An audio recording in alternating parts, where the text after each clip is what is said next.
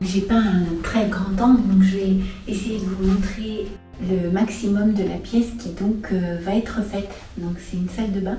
Donc on va enlever tous les carreaux, on va laisser les machines là, on va construire un mur là, on va déplacer le radiateur normalement sur le mur là. Derrière cette cloison, il y a une douche. En fait, on va supprimer la porte. On va changer le receveur actuel de 90 par 90 par un receveur extra plat de 90 par 150. Adieu les joints tout moches et super durs à nettoyer.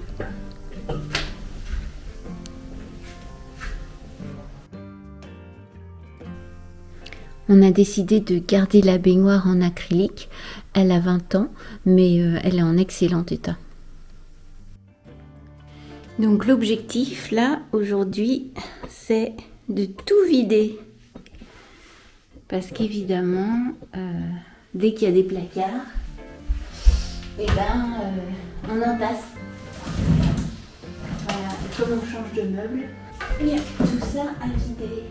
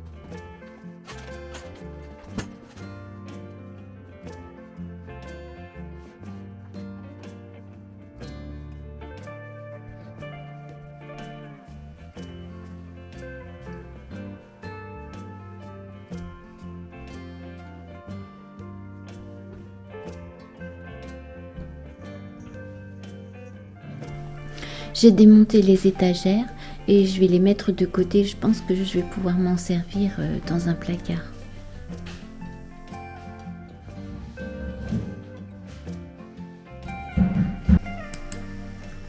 Première étape, toute la faïence a été déposée, la baignoire a été déposée, l'ancien bac à douche, la paroi de douche et le radiateur.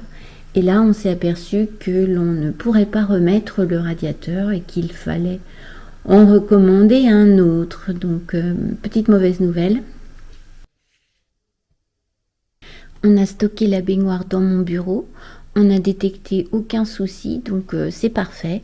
On va pouvoir la garder. À l'origine, je pensais aussi remplacer le robinet de la baignoire. Mais au final, je trouve qu'il est de bonne qualité. Donc du coup, on va le conserver. On adaptera juste une douchette. Et puis, ça sera parfait. Juste un bon nettoyage au vinaigre blanc pour enlever le calcaire accumulé pendant toutes ces années. Et puis, ça devrait le faire. Il y a eu un réagréage de fait au niveau de la baignoire sur le sol parce qu'il n'y en avait pas à l'origine. On a mis de nouveaux pieds de façon à ce qu'elle soit bien stable. Et cette fois-ci, on a placé la baignoire contre les deux murs sans laisser d'espace. Comme ça avait été fait à l'origine, il y avait à peu près 10 cm de chaque côté avec de la faïence. Notre plombier nous a dit qu'il y aurait beaucoup moins de risques de fuite si on collait la baignoire contre le mur.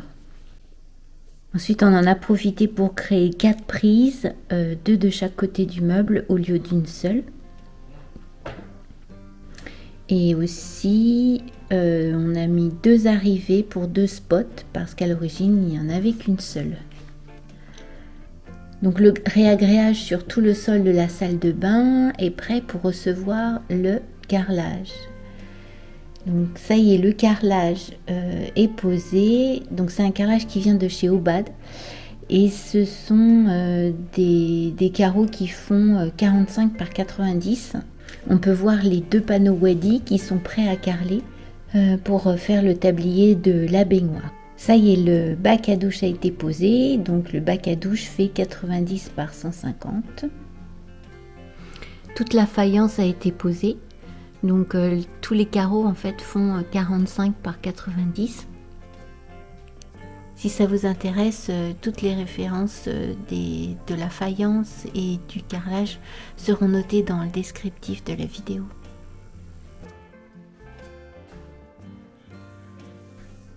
C'est incroyable ce que ça change quand les joints sont terminés. C'est vraiment super joli. Bon, je suis très contente. Je suis très contente d'avoir rallongé aussi la paroi de façon à ce que on ne voie pas les machines en rentrant dans la salle de bain.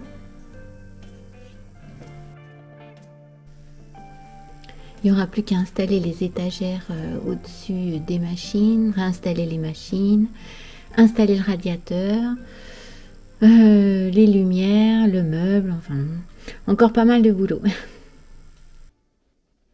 Et là on voit bien la différence entre la faïence sans relief, imitation bois, dans la douche et celle avec du relief.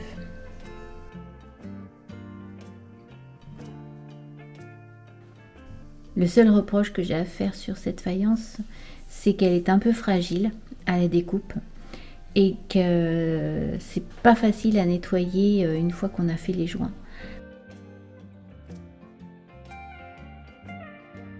Dans la douche, en revanche, on a posé de la faïence sans relief pour pouvoir nettoyer les murs plus facilement quand on passe la raclette.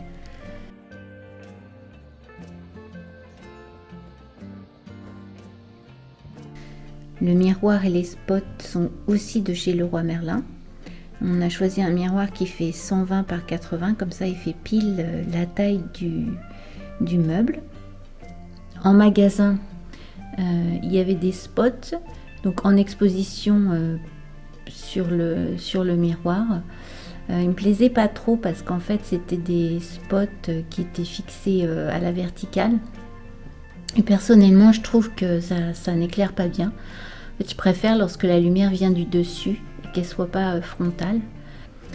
On a fait une erreur lorsqu'on a percé les trous pour mettre les robinets. On les a placés trop espacés du lavabo. Résultat, ça éclabousse partout. Donc pour le moment, je place une petite serviette entre le robinet et la vasque.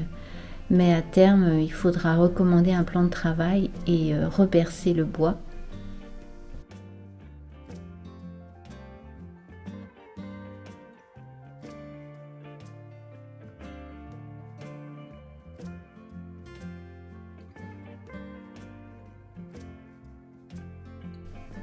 Je suis très contente du meuble en bois.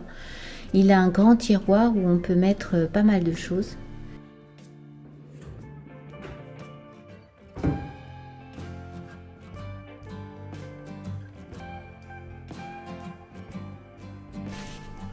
On a trouvé un plafonnier avec un motif bois qui va parfaitement bien avec la faïence. Bon, c'est un petit gadget sympa parce qu'on a 3 intensités de lumière au choix. Et il faut rester plus de 5 secondes avec l'interrupteur enclenché pour que l'intensité choisie soit conservée en mémoire.